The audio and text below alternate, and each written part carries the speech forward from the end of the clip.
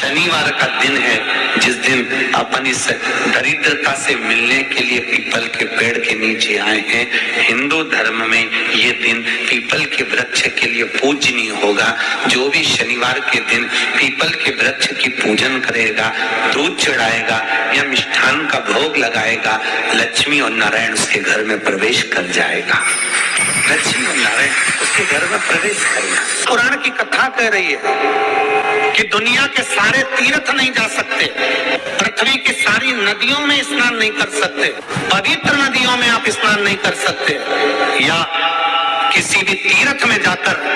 एक रात्रि भी विश्राम नहीं कर सकते, या हमने जिंदगी में कोई दान करा ना करा, कोई पुण्य करा ना करा, कोई सत्कर्म करा ना करा, कोई शास्त्र पढ़ा ना पढ़ा, कोई शास्त्र सुना ना सुना, उसके बाद भी शिव महापुराण की कथा कहती है कि एक दिन में अगर मात्र एक बार भी आप शंकर के शिवालय में प्रवेश कर गए या मंदिर में प्रवेश कर गए तो सारे तीर्थ, सारी नदियां, सारे सरोवर, सारी बावड़ी, सारे तालाब, सारे कुंड के स्नान का पुण्य, दान का पुण्य प्राप्त हो जाता है। केवल शिव तत्व को प्राप्त कर लेने। शिव महापुराण की कथा कह रही है कि घर में जो दिया होता है वो दीपक भी कोई साधारण नहीं होता, उस दीपक की भी महत्वता है और दीपक का भी वर्णन है। महाराज एक बात और बहुत अच्छे से सुनिए, शायद आपकी जिंदगी को सवार, शायद आपके जीवन को सवार। मेरी जीजियों, मेरे जीजाओं, मेरी बेटियों, बेटाओं, कभी मौका लगे शंकर भगवान के शिवलिंग के पास में आप बैठे हैं। यहाँ तक शास्त्र कहता है कि घर में अगर किसी को बहुत तेज बुखार आ गया है, बहुत तेज बुखार, और बच्चा उस बुखार में तप रहा है, बहुत तप रहा है, मारा, तुम जिस दिए में भगवान की आरती उतारते हो, जिस दिए से तुम भगवान की पूजन करते हो, कभी मौका नहीं और आप पूजन करने के लिए गए,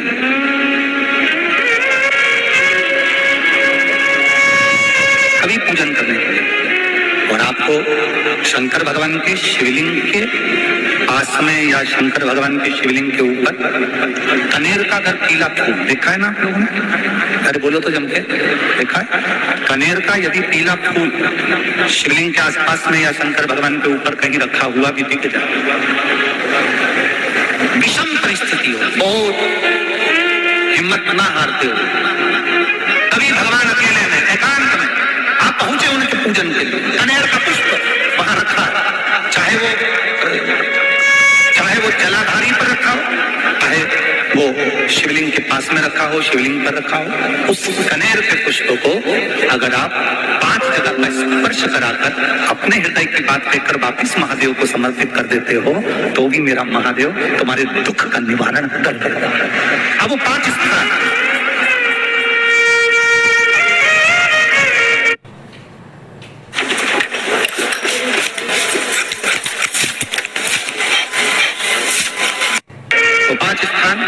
पहला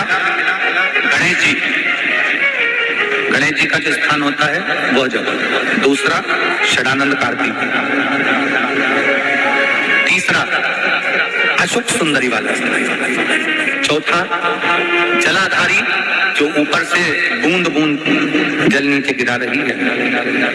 जया, विषहरा, शामली बारी, दौतली, देव, शंकर जी की 5 बेटियों का, और 5वें नंबर का है शंकर भगवान के, जो कैसे वर्णन किया जाए, त्रिशूल के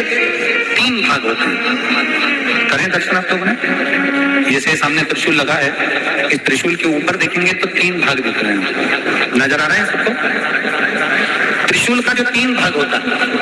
उस 3 भाग का जहां ज्वाइंट होता है, जहां मिलता है, एक जगह पर देखो तीनों भाग एक जगह पर मिले हुए, 3 भाग का जहां मिलन होता है, पंचम स्थान, ये 5वां स्थान, यहाँ पर स्पर्श कराकर शिवलिंग पर अपनी कामना कर श्री शिवाय नमस्तुभ्यम कर बाबा से अपने मन की बात कहकर जो समर्पित कर देता है, हम 3 महीना भी नहीं कहेंगे, हम तो कहेंगे अगर ज्यादा दुख है 3 दिन इंतजार करना, मेरा बाबा दुख को मिटाएगा। 3 महीना बहुत दूर, और करना है कई तरह के दीपक होते हैं, दीपक का भी विधान वर्णन किया गया, दिए का भी वर्णन किया गया। यहाँ तक शास्त्र कहता है कि घर में अगर किसी को बहुत तेज बुखार आ गया है, बहुत तेज बुखार, और बच्चा उस बुखार में तप रहा है, बहुत तप रहा है, मारा, तुम जिस दिए में भगवान की आरती उतारते हो, जिस दिए से तुम भगवान की पूजन करते हो, उस दिए की नीचे डाल दीजिए और उस दिए को पानी की बाल्टी में धो दीजिए। कौन सी बाल्टी में? जिस बाल्टी के पानी से आप बच्चे को स्नान करा सकते हैं। केवल भगवान पर से ले जाकर, पास में से ले जाकर उस बाल्टी में थोड़ी देर डाल दो और उस बाल्टी के पानी से उस बच्चे को स्नान करा दीजिए। 15 से 20 मिनट, आधा घंटा लगेगा बच्चे का। बड़ी बेचैन दिख रही हो तुम, क्या बात है? पार्वती जी कहती है देवव्रत, कश्मीर प्रदेश का एक भक्त देवव्रत बेलपत्री के वृक्ष के नीचे बैठकर आपका मंत्र जाप कर रहा। मैं आपको जगाना नहीं चाहती थी, पर बेलपत्री के वृक्ष के नीचे लक्ष्मी झाड़ू लगाती है, सरस्वती वीणा बजाती है, इंद्राणी उस बेलपत्री के वृक्ष के नीचे जल का सिंचन करती है, 33 कोटि देवी देवता उस बेलपत्री के वृक्ष की जड़ में विराजमान होते हैं। इसलिए देवव्रत एक बार पंचाक्षर मंत्र बोलता है तो वो 33 करोड़ बार गिना जाता है, ऐसा बेलपत्री का वृक्ष होता है। बेलपत्री के वृक्ष के नीचे एक बार अगर भगवान का नाम लिया जाता है तो वो 33 करोड़ बार, 33 कोटि बार गिना जाता है। एक मंत्र केवल नमः शिवाय, ओम नमः शिवाय, नमः शिवाय, ओम नमः शिवाय, 33 कोटि बार गिना है, 33 कोटि। कितना सुंदर लिखा है। फिर वही वाली बात आ गई जो पहले कथा में कहा, अपने लिए अच्छा वाला घी छाट के लाना, अच्छी कंपनी का लाना,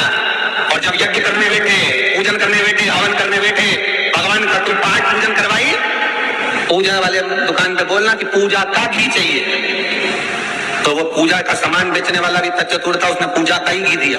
तो इन्हें पूछा भैया ये घी कितने का? तो क्या 80 रुपए का? तो 80 रुपए का आधा किलो? तो क्या पूजा का है? भारत की भूमि पर इस मृत्यु लोक में, पूरे विश्व में ऐसे कई घर हैं जिनके घर में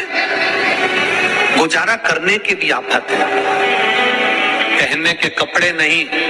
किसी के यहाँ पर भोजन नहीं,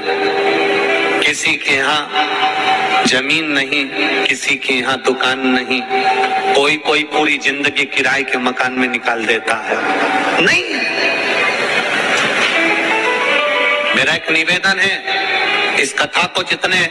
छत्रपति संभाजी नगर के श्रोता भाई बहन श्रवण कर रहे हैं उनसे निवेदन करूंगा, आप हाथ का ठेला लगा रहे हो, सब्जी का ठेला लगा रहे हो, फल का ठेला लगा रहे हो, धक्के की जिंदगी जी रहे हो, दरवाजे पर बैठे हो, कहीं ना कहीं तुम दास्य भाव की जिंदगी जी रहे हो, तकलीफ में जिंदगी जी रहे हो, बहुत दुख की जिंदगी जी रहे हो, बहुत कष्ट की जिंदगी जी रहे हो, उनसे केवल निवेदन करूंगा 3 महीने 2 जगह पर जल चढ़ाना प्रारंभ कर दीजिए, केवल 3 महीने। एक, शंकर भगवान के शिवलिंग पर